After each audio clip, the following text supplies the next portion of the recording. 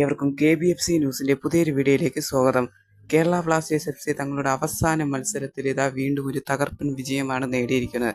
ശക്തരായിട്ടുള്ള FC ഗോവയെ 2-1 Kerala Blasters FC പരാജയപ്പെടുത്തിയത്. ആദ്യ ഹാഫിൽ ഇരു ടീമുകളും ഗോളുകളൊന്നും തന്നെ അടിച്ചില്ല. രണ്ടാമത്തെ പകുതിയിലായിരുന്നു കേരള ബ്ലാസ്റ്റേഴ്സിനായി നമ്മൾ കാത്തിരുന്ന താരത്തിന്റെ ഗോൾ വന്നത്.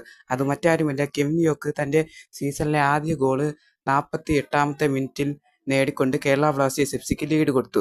അതിനുശേഷം 61-ാമത്തെ മിനിറ്റിൽ നെമിലിലൂടെ ഗോവ സമനില നേടിയെങ്കിലും 81-ാമത്തെ മിനിറ്റിൽ ഫാളുവിന്റെ ഒരു ഗോളും കൂടെ ആയപ്പോൾ കേരള ബ്ലാസ്റ്റേഴ്സ് FC വിജയം ഉറപ്പിച്ചു. അങ്ങനെ ഒരു മികച്ച വിജയം തന്നെയാണ് അവസാന മത്സരത്തിൽ ആരാധകരുടെ മുമ്പിൽ കൊച്ചിയിൽ കേരള ബ്ലാസ്റ്റേഴ്സ് FC നേടിയിരിക്കുന്നത്. ബ്ലാസ്റ്റേഴ്സ് ഒരിക്കൽ കൂടി ആഷ്ലി വെസ്റ്റ്വുഡിന്റെ കീഴിൽ മികച്ച ഒരു പ്രകടനം തന്നെയാണ് കാഴ്ചവെച്ചിരിക്കുന്നത്.